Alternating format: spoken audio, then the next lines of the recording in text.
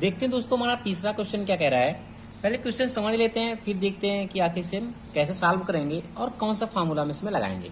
ठीक है, तो कह रहा है कि in an open cycle air refrigeration machine, कह रहा है एक ओपन साइकिल है एयर रेफ्रिजरेशन सिस्टम में, air is drawn from A cold chamber. जो एयर हमारी निकल रही है कोल्ड चैम्बर से वो कितनी है, -2 डिग्री सेल्सियस एंड 1 बार। जो प्रेशर इसका दिया है वो 1 बार दिया हुआ है। ठीक है, फिर कह रहा है कि एंड कंप्रेस टू 11 बार, और फिर जब कंप्रेशन में जाता है तो 11 बार है। It is then cooled at this pressure to the cooler temperature of the 20 degree Celsius. और जब वो कूलर पे जाता है तो दिस कूलर टेम्परेचर इधर 20 डिग्री सेल्सियस बचता है, क्योंकि कंप्रेस होकर जा रही है, टेम्परेचर ऑलरेडी उसका फिर से बढ़ा हुआ है। ठीक है, and then expand in expansion cylinder, और फिर क्या होती है वो एक्सपेंड होती है and return to the cold room, और फिर क्या होती है वो कोल्ड रूम पे एज ए रेफ्रिजरेटर पे जाती है। तो द कंप्रेशन और एक्सपेंशन, तो कंप्रेशन का भी प्रोसेस हो रहा है, एक्सपेंशन भी हो रहा है, आइसेंट्रोपिक पे हो रहा है। तो फॉलो द लॉ पीवी की पावर जो दिया है, जहां गामा होता है 1.5 इक्वल टू कॉन्स्टेंट दिया हुआ है। तो कह रहा है कि sketch the PV and TS diagram of a cycle for a refrigeration of the 15 ton. तो पूछ रहा है कि थ्योरेटिकल सीओपी क्या होगी, rate of circulation of air in kg प्रति मिनट में कितना होगा, एयर कितनी सर्कुलेट हो रही है, और पूछ रहा है कि पिस्टन डिस्प्लेसमेंट पर minute in the compression and expander कितना हो रहा है। तो पहले देखते हैं दोस्तों, आपको याद होगा, सोल्यूशन अब मैं करता हूँ उसका। आपको याद होगा जब मैं ब्रेटन साइकिल पढ़ाया था और कोलेमन साइकिल को मैंने डिस्कस किया, तो मैंने बताया था यहाँ हमारा क्या होता था, रेफ्रिजरेशन होता था, रेफ्रिजरेटर। ठीक है, यहाँ क्या होता था, रेफ्रिजरेटर होता था। इसके बाद ये जाता था हमारा किसमें, कंप्रेसर पे। ऐसा ही था ना, ये कंप्रेसर पे जाता था। सिर्फ आपको मेमोराइज करा रहा हूँ कि आपको याद हो कि आखिर ये कह रहा है क्वेश्चन। कंप्रेसर में जाता था, और फिर कंप्रेसर के बाद यहाँ जाता था कूलर पे, यही होता था कूलर पे, और फिर ये बाद में एक्सपेंड होती थी। ये क्या होता था, एक्सपेंड होता था। ठीक है, ऐसा प्रोसेस था हमारा किसका, बेल कोलेमन साइकिल का। ठीक है, अभी बाद में बात करेंगे पीवी एंड टीएस डायग्राम की। मैंने माना था यहाँ 1 है, ये यहाँ 2 है, ये 3 है और ये 4 है।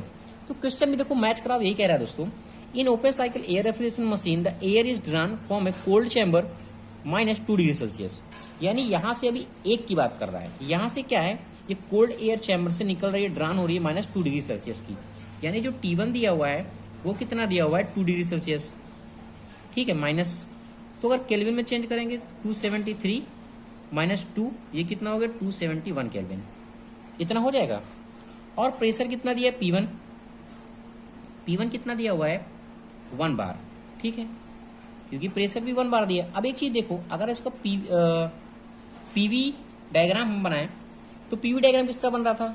अगर आपको दोस्तों कॉन्सेप्ट क्लियर है तो न्यूमेरिकल आप कर लेंगे। पीवी डायग्राम क्या था, ये कांस्टेंट चलता था, कांस्टेंट प्रेशर पे वर्क कर रहा था, और ये इस तरीके से था हमारा था। ठीक है, यहाँ मैंने कंसिडर किया था 1 और ये 2 और ये 3 और ये 4। यानी ये P1 ये P था हमारा, और ये वैल्यूम था, P1 इक्वल टू P4 था और P2 इक्वल टू P3 था। तो देखो जितना हमारा P1 होगा इतना P4 होगा। अगर आपको नहीं याद आ रहा है तो दोस्तों साइकिल देख लीजिएगा। ठीक है, यानी हमारा कह सकते हैं कि हमारा जो P1 और P4 बराबर होगा, यही कह रहा है। ठीक है भाई, यहाँ तक समझ में आ गया। फिर कह रहा है कि, और देखो सेकंड क्या कह रहा है कि एंड कंप्रेस टू 11 बार, जो कंप्रेस पे जा रही है। अब जब यहाँ से निकली, जब कंप्रेसर पे गई तो कितना हो गया उसका प्रेशर, 11 बार हो गया। यानी 2 पे कितना है, 2 और 3 बराबर है, यानी P2 इक्वल टू P3 कह रहा है। ये क्वेश्चन कह रहा है वो कितना है, 11 बार है। ओके दोस्तों, यहाँ तक आपको समझ में आ गया होगा। फिर कह रहा है, नेक्स्ट कह रहा है कि this is it is then cooled at this pressure to the cooler temperature is इतना। और जो कूलर का टेम्परेचर है, यानी जो 20 डिग्री सेल्सियस दिया हुआ है, ये कहाँ दिया है, यहाँ से जब निकल रही है। यानी T3 ये हमारा कितना, T3 है। यानी T3 हमारा कितना है, वो दिया है 20 डिग्री सेल्सियस। अगर इसको केल्विन में चेंज किया तो 273 प्लस 20 डिग्री सेल्सियस, ये हो जाएगा 293 केल्विन। ओके, अब देखो इसके बाद क्या दिया हुआ है, ये गामा का वैल्यू दिया है, कुछ भी आप मान सकते हैं। ये मैंने मान लिया 1.4 दिया हुआ है, और जो Q का वैल्यू दिया हुआ है वो दिया है 15 टन है। यही हमारा क्वेश्चन, इतना हमारा क्या है, गिवन है। टन ऑफ रेफ्रिजरेटर दिया हुआ है। अब हमें जो जो क्वेश्चन पूछ रहा है उसे हमें सॉल्व करना है, ठीक है। अब देखो यहाँ तक तो डायग्राम बना लिया। अब ये तो तुम्हारा था पी डायग्राम था, प्रेशर और वॉल्यूम पे था। अब हम क्या करते हैं, यहाँ टीएस डायग्राम भी बना लेता हूँ मैं। टीएस डायग्राम बना लूँ, क्योंकि क्या भी रहेगा, हमें टीएस डायग्राम चाहिए, हम यहीं बना लेते हैं टीएस डायग्राम। ये हमारा टेम्परेचर हो गया और ये हमारी क्या हो गई, इंट्रोपी हो गई, ठीक है। तो टीएस डायग्राम इस तरीके से कुछ बनता है, क्योंकि कांस्टेंट इंट्रोपी पे है। आइसेंट्रोपिक प्रोसेस है, आइसेंट्रोपिक में क्या होता है, इंट्रोपी हमारी कांस्टेंट होती है। यानी अगर बात करें 1, 2, 3 और 4 की, यानी S1 इक्वल टू S2 होगा और S3 इक्वल टू S4 होगा। अब सबका टेम्परेचर हम देखते हैं। अगर हम 1 की बात करें, इस 1 की टेम्परेचर की, इस 1 की, तो कितना हमें निकाला है, 271, यही निकला हुआ है देखो। तो 271 हमने यहाँ इंडिकेट कर दिया। अब T2 हमने कितना फाइंड किया है, T2 भी हमने फाइंड नहीं फाइंड किया ना। और T3 हमें फाइंड हो गया है।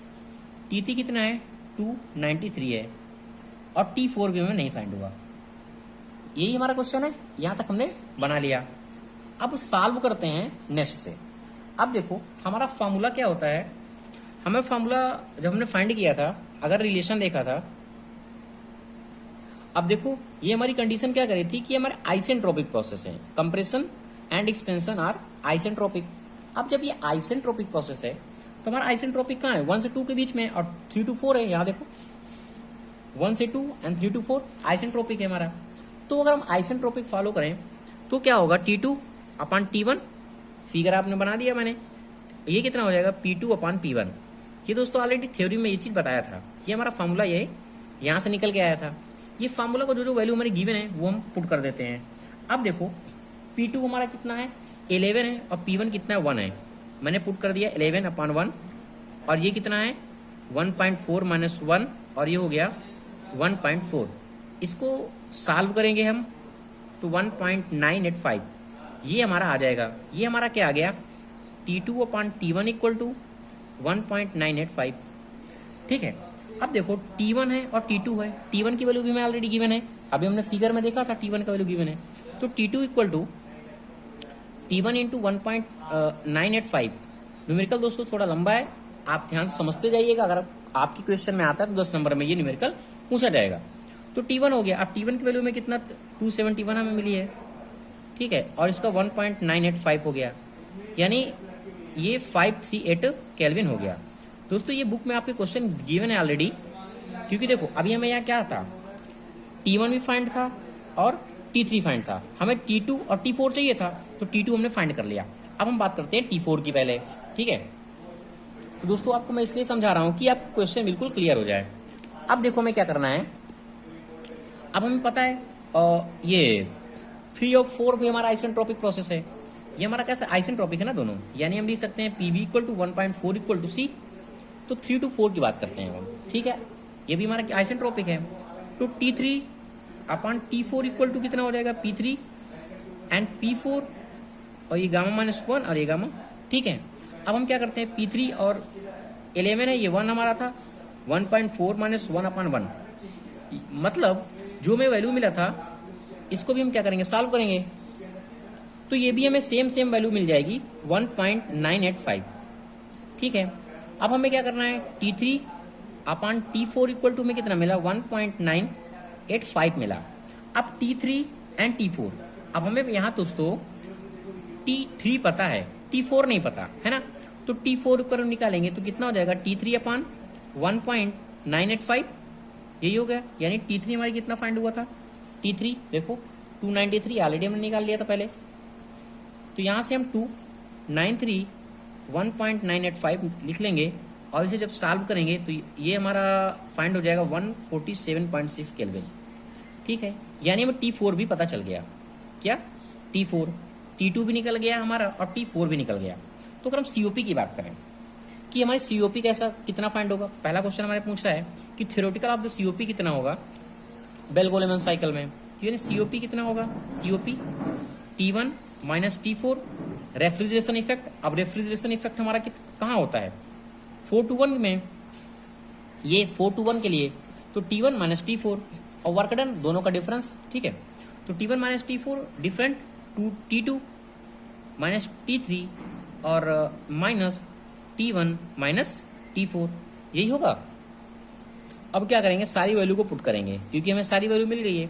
T1 हमें कितना मिला था 271 माइनस 147.6 और T2 कितना मिला था हमें 538 माइनस 293 और T1 का वैल्यू हमें कितना मिला था 271 और ये 147.6।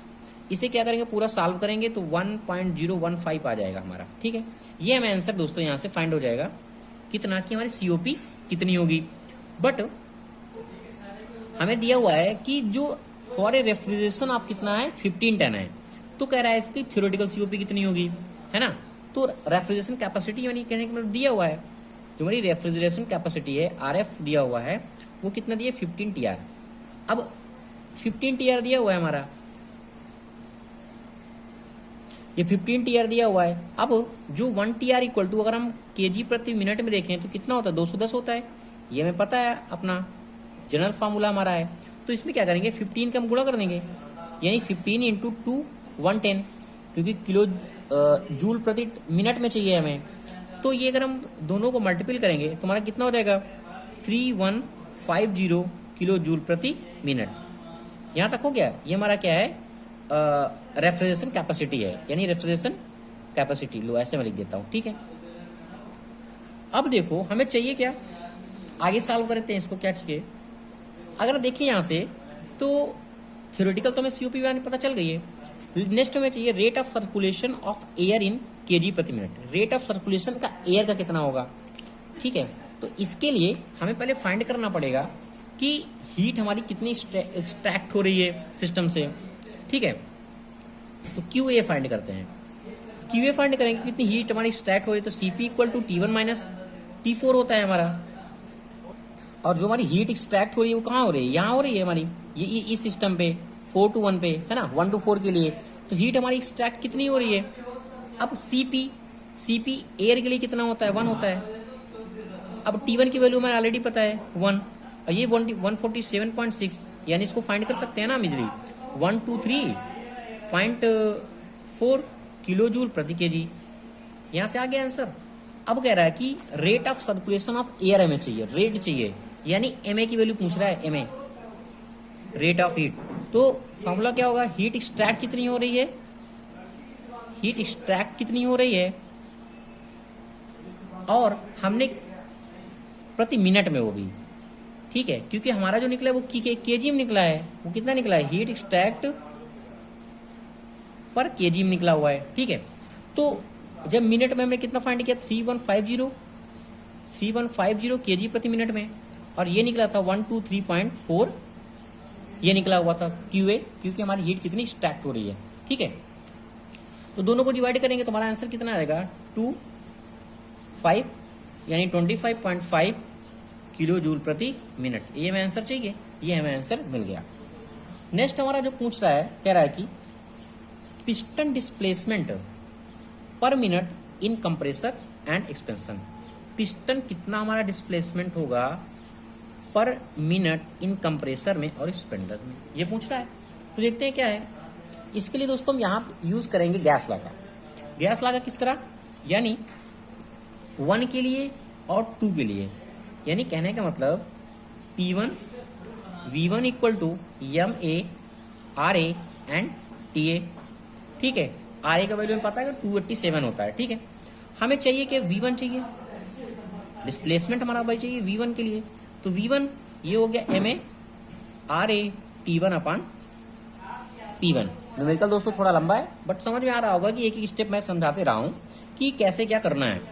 अब देखो MA की वैल्यू में मिल गई थी ना 25.5, RA हमारा गैस कांस्टेंट है 287 होता है, और हमारा जो T1 का वैल्यू ऑलरेडी पता है 271 होता है।